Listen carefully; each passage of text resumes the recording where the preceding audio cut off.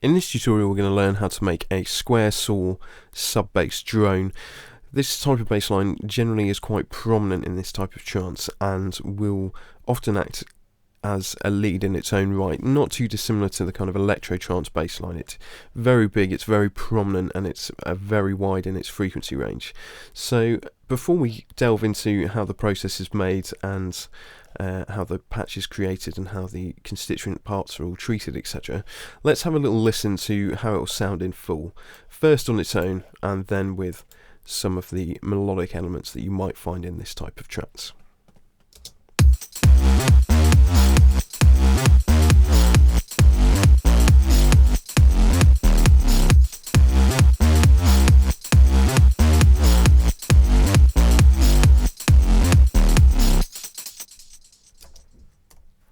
And now with the rest of the music in there.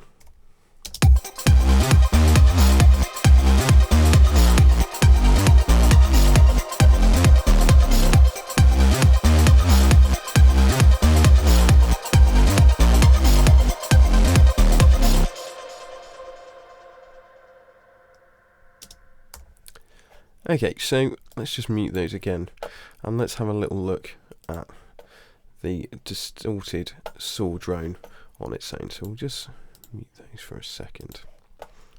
Undo that. So we've started off using the V station here. It's just a 3 oscillator synthesizer that we're pretty much mixing most of the oscillators in full. We've got a triangle wave as the kind of sub oscillator, and then we have a square wave and a saw wave detuned in sort of plus or minus 15 cents roughly against one another, and those are slightly blended a little bit against the kind of lower, more powerful triangle one. It is at the same octave as the others. So let's just have a little listen to this.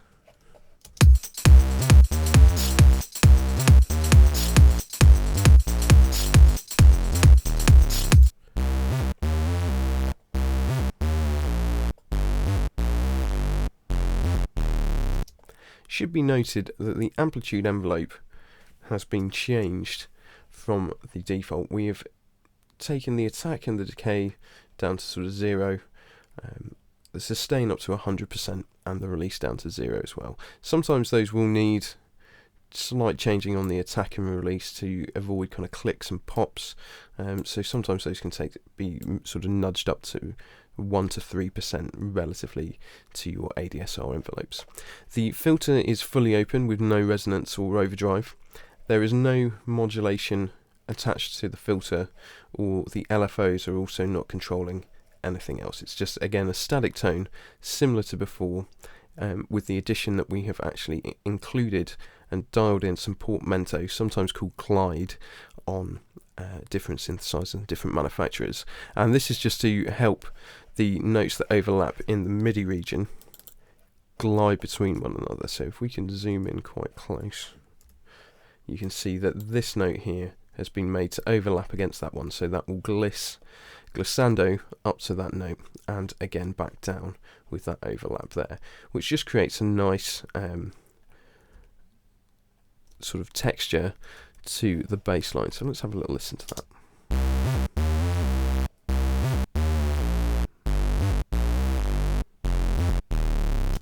So almost really acts almost like a pitch bend. So let's get the V station back up here. So with those mixed in against one another, we'll just hear the raw oscillators of themselves. So here's the triangle wave one.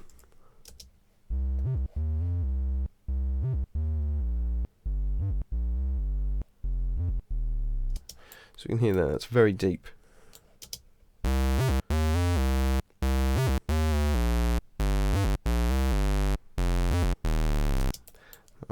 Sort of bright square sound.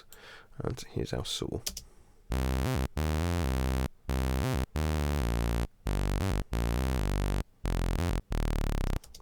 And that is quite buzzy in comparison. So the weighting of the mixing in the oscillators, we would generally say we will have the triangle wave up to full on the way that this oscillator mixer selection is actually done on the V station. But what it essentially is about 60% triangle wave for the subbiness, about 30% for the square, and the remaining 30 for the saw as well. So you should end up with a patch not too dissimilar to that. We'll just take the sub one out of there.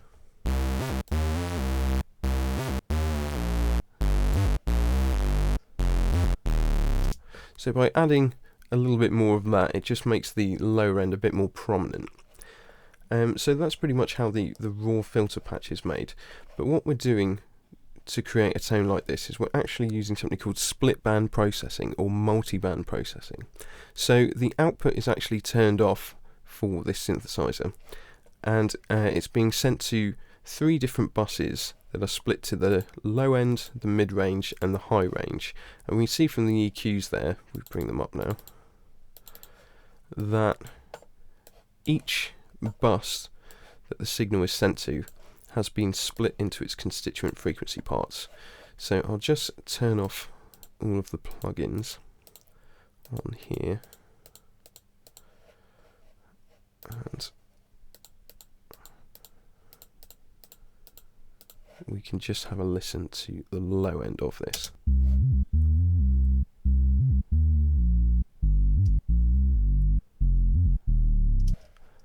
And then the mid-range.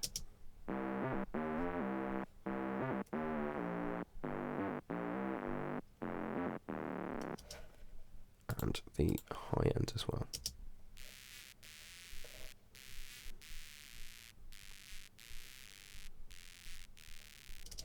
So between these 3 faders, if we had them all at the same level, they would actually make up a perfect replica, there or thereabouts, of the original synth tone and timbre. And we actually have got a 4th bus in operation, sending the signal through to this bus here, just to show you what the original sounds like against these sort of 3 split band or multi-band process versions. So each of these is going on to the submix, so these are all being controlled here by the bass submix, and the processing on them is relatively heavy across all of them. So we'll just get rid of the EQs on there, and we'll just look and concentrate on this low frequency one here. Now the cutoff frequencies are all set as a kind of crossover from one another. So we've got the the high cut or low pass filter up to 200 Hz. In the mid range we're running a high pass filter up to 200 Hz, so there's no bass, and then the next crossover point is at 2K or 2000 Hz, so we're not going to hear any highs above that. And then conversely, in the final version we do have the crossover, and only frequencies above 2K are going to come through there and be processed. You can split that into more bands if you wish, but 3 bands is usually enough to suffice. The lows, the mids and the highs are usually enough to split the frequency bands into those constituent parts. So first of all, we've got a bit of compression in here. We've got 2 compressors acting in series. They're not sidechained, they're just used to really kind of get control of that low end and really beef it up. So we'll turn those on and we'll hear and see how much gain reduction is going on there to really keep that low end very, very stable.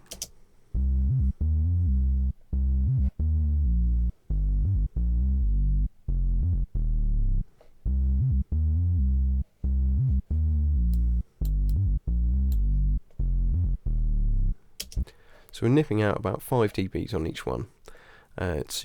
One is in peak mode and one is essentially in RMS mode.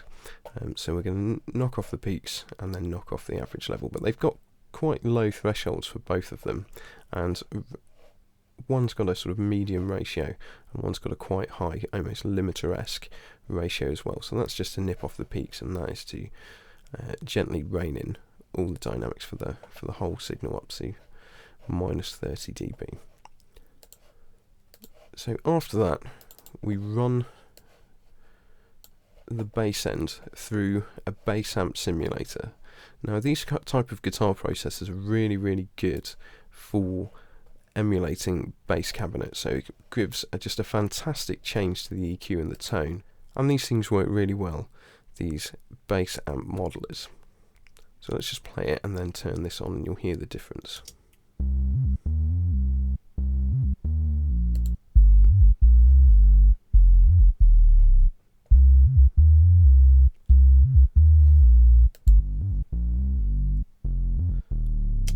So they just have a lovely tone control about them, and they make everything very warm. They take out some of the mid-range and really emphasise that sub and low frequency area very, very nicely. And finally, at the very end of the chain, I have added some sidechain compression here, triggered from bus 1. So it's just going to duck it in time with the kick track to make sure there's enough volume space for the kick to pull through.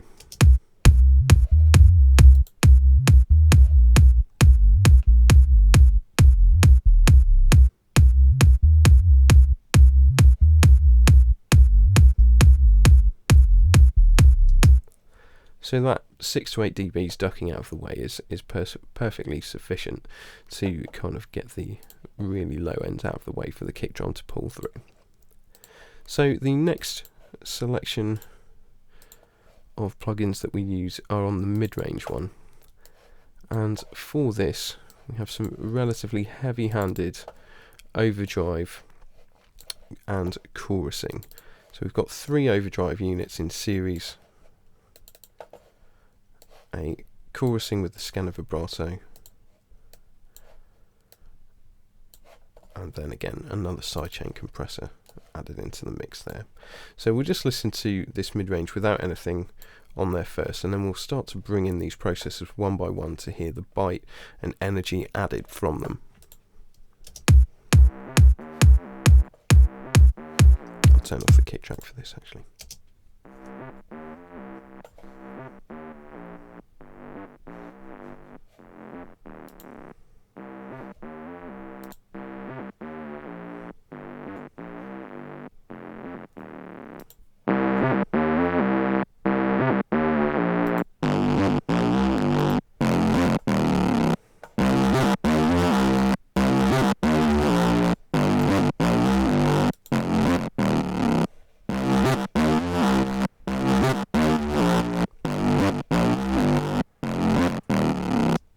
So now we'll add the kick back in, and then we'll also add in the low bass to see how those two are working together.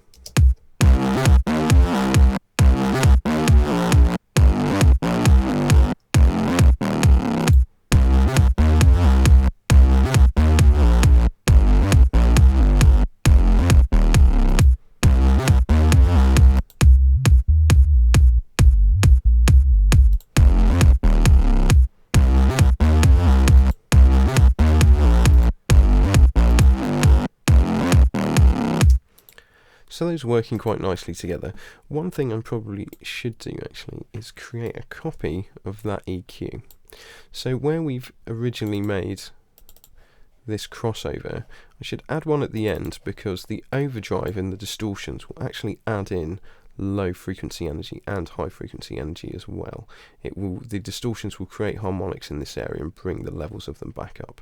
So with that back on there, let's have a little listen and see how that sounds.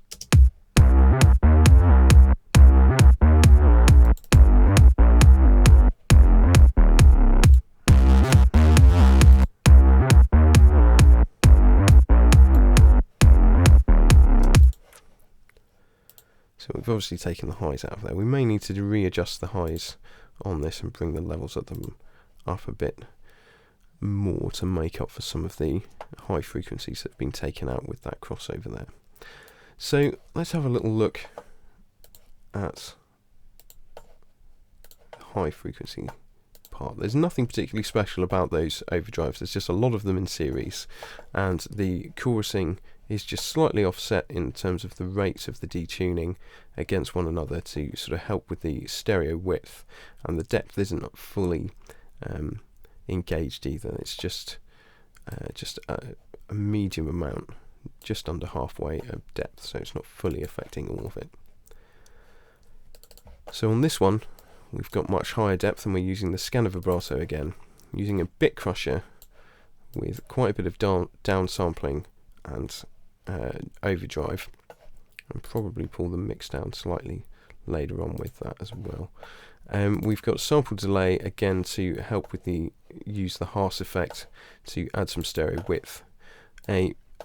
Another overdrive plugin to add a bit of sparkle, and actually the high frequencies have been ducked from about 10k on here to probably pull in and rein in some of the sizzliness from this overdrive plugin.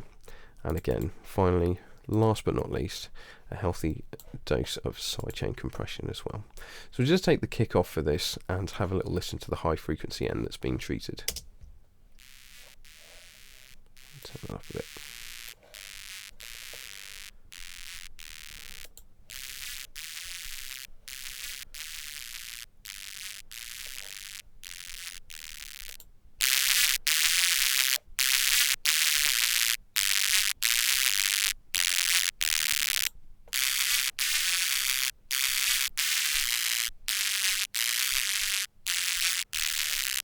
One thing I should mention with the Haas delay on this particular channel, both sides are offset against the main, so actually this should make it even wider by offsetting the left and right speakers against the rest of these sideband processes, these split band processes rather.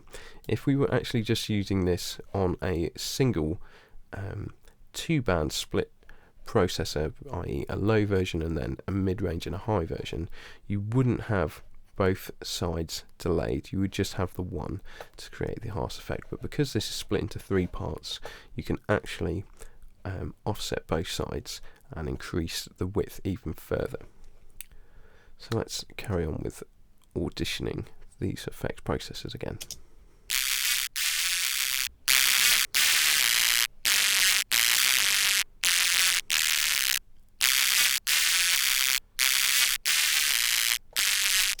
Just take the drive down slightly because the bit crushing is really making it very, very brash, which is easy to see why there is that 10k dip there. Let's just see if we can pull the mix of that down to maybe 80%.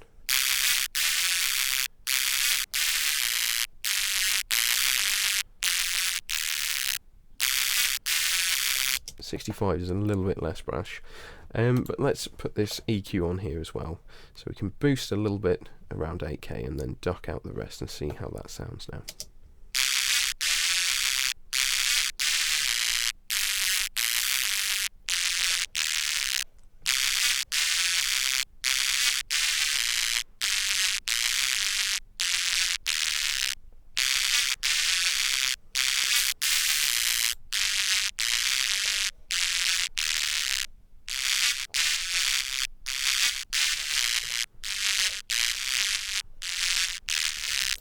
So that's working quite nicely now with that EQ ducking at the end, just to finally take away some of the harshness from the distortions and the overdrive. We've also pulled the drive level down a touch just to make it a little bit less brash.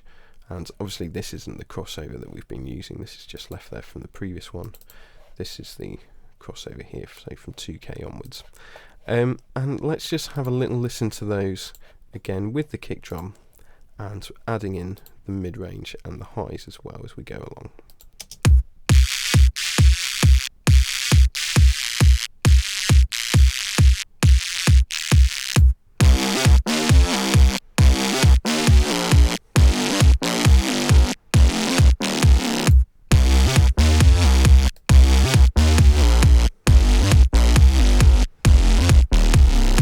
So let's just hear the original to refresh our memories of what that sounded like before.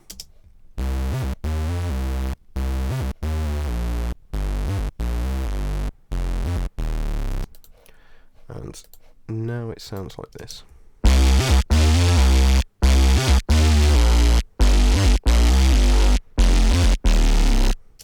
So you can hear there's a lot more power, and these 3 faders form a sort of advanced EQ where you can really alter the timbre of that bass just by changing the level of these faders. So if you want to change anything dynamically throughout the mix, you can simply change these levels or add some additional filtering to them, or just use 1 or 2 of the bands for playback, and it will change the sound of the bass dramatically. So I'm just going to bring the high frequencies down and the mid frequencies as well. And we'll just start with the low end and mix some of these against one another to create quite a nice bass tone that's pretty raucous in nature.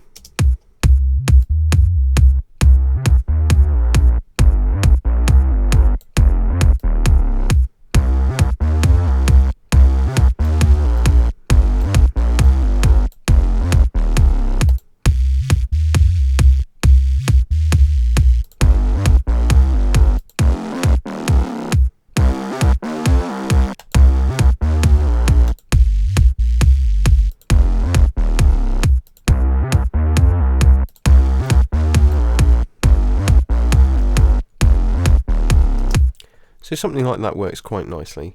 We have the brightness, we have that mid-range drive, and we also have that really powerful sub-level thanks to the bass amp emulator and the extra compression we added in.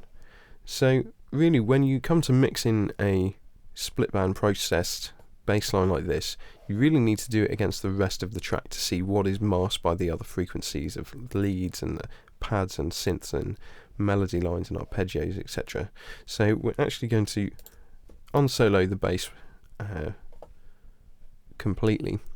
We'll turn on the final bit of sidechain compression that's on the master bus there. There's also a little bit of compression as well, another 6 dB to bring down all these three parts together and to try and help and glue them at the bass submix. And that's not uncommon either to process some sort of multi-band or split band processing when you sum them together at a submix, to actually use a little bit of compression just to glue them all back together. So let's have a little listen to that with the rest of the melody stuff, and we'll just make sure that each part is mixed in fairly well.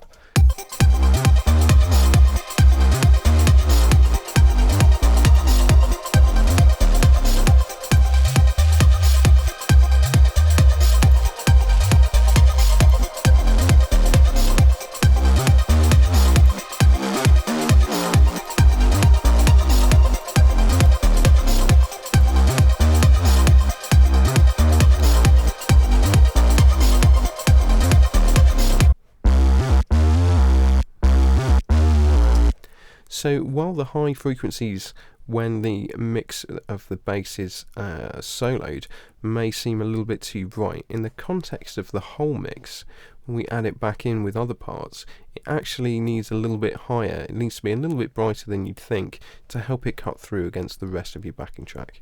And of course, obviously, that will be completely dependent on what you actually program, and the rest of the music that goes with a bassline like this will depend on how much you blend of each of these signals together.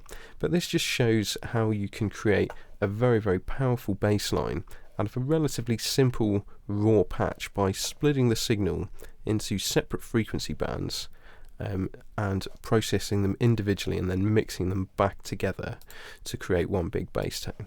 So we'll have a little listen again to the original patch, and we'll mute this and have the original patch playing, and then we'll swap that out about halfway through.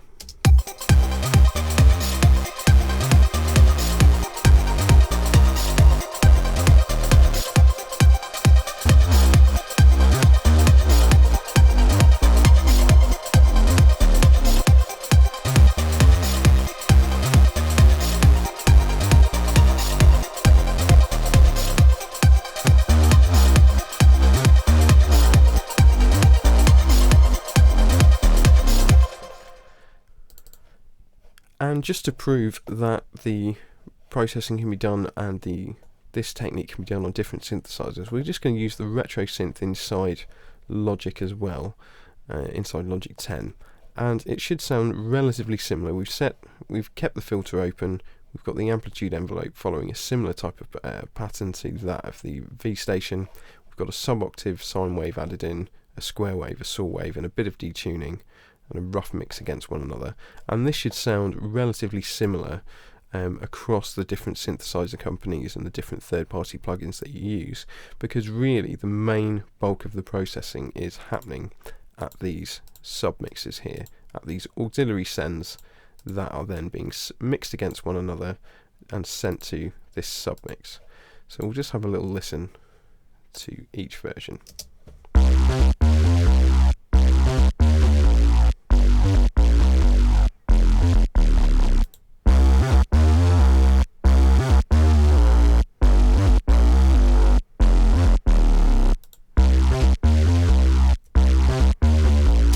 So it's relatively similar, but the V station is slightly more bass heavy, so we'll stick with that one, and have one final listen to this square saw subdrone bassline, along with it the type of chords and pads and melodies that you might be likely to find in a trance track that uses a bassline such as this.